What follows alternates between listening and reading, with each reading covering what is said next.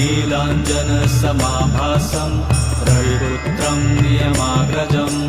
छायामार्तण्डसम्भुतं तं नमामि शनैश्चरम् नीलाञ्जनसमाभासं रविपुत्रं नियमाग्रजं छायामार्तण्डसम्भुतं तं नमामि शनैश्चरम्